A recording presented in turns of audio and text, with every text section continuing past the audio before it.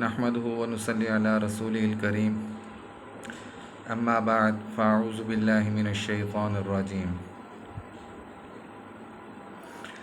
حضرت عصمہ رضی اللہ تعالیٰ عنہ ایک صحابی رسول ہیں۔ وہ کہتے ہیں کہ مدینہ کے اعرابیوں میں سے ایک اعرابی، جیسا کہ ہم کہتے ہیں دیہاتی لوگ، پینڈو لوگ، تو ایسا ایک اعرابی لوگوں میں سے ایک اعرابی شخص جو اونٹ لے کر آیا آپ صلی اللہ علیہ وسلم کے پاس۔ حضرت علی رضی اللہ تعالیٰ عنہ نے اس کو دیکھ لیا اور وہ شخص آپ صلی اللہ علیہ وسلم کے پاس لے گیا اپنے اونٹ کو، اور آپ صلی اللہ علیہ وسلم نے اس شخص سے، اعرابی سے اونٹ خرید لیا۔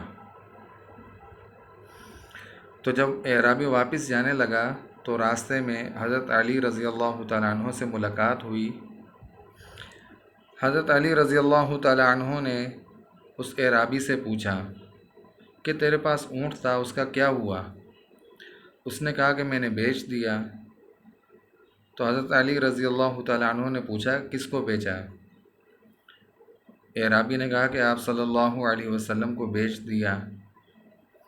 حضرت علی رضی اللہ تعالیٰ عنہ نے پوچھا کہ نقد بیچا ہے یا ادھار پر؟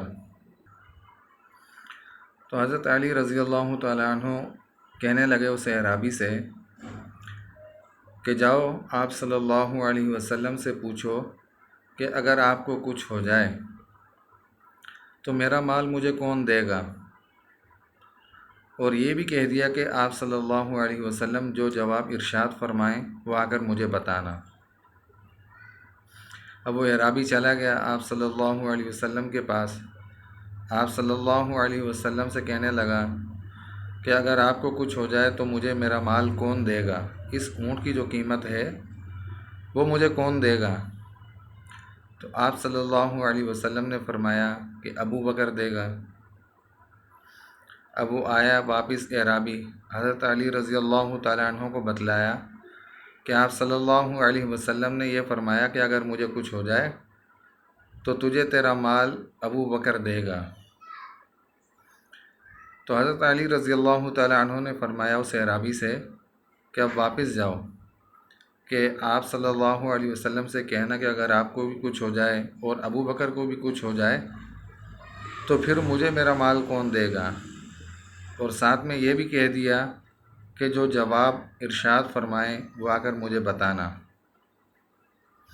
اعرابی شخص چلا گیا واپس آپ صلی اللہ علیہ وسلم کے پاس، جا کر وہی جملہ دہرایا کہ مجھے میرا مال کون دے گا۔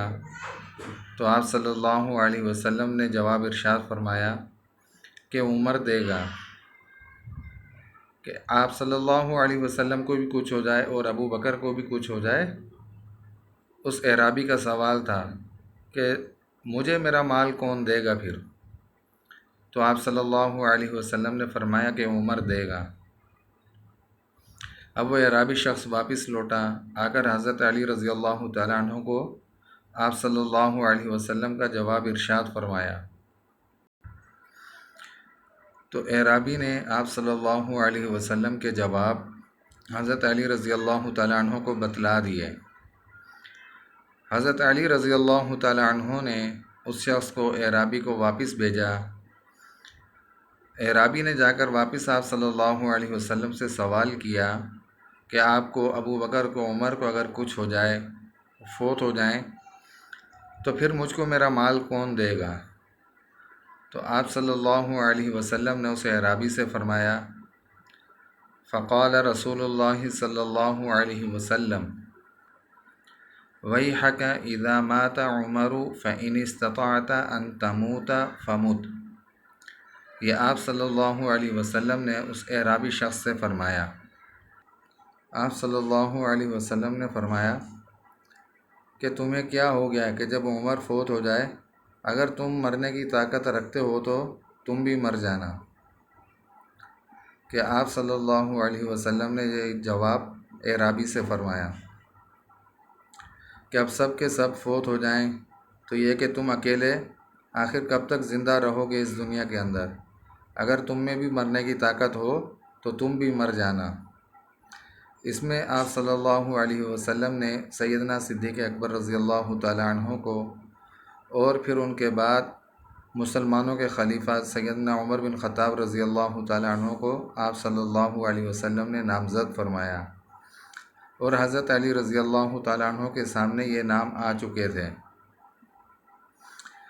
یہ کہ آپ صلی اللہ علیہ وسلم نے مال اگرچہ ادھار پر خریدا اس اعرابی کا اونٹ، لیکن آپ صلی اللہ علیہ وسلم نے بتلا دیا کہ اس کا مال میں ادا کروں گا، اگر میں نہ ادا کر سکا تو ابو بکر رضی اللہ تعالیٰ عنہ آپ کا مال ادا کریں گے، اگر وہ بھی نہ ادا کر سکے تو عمر بن خطاب رضی اللہ تعالیٰ عنہ ادا کریں گے۔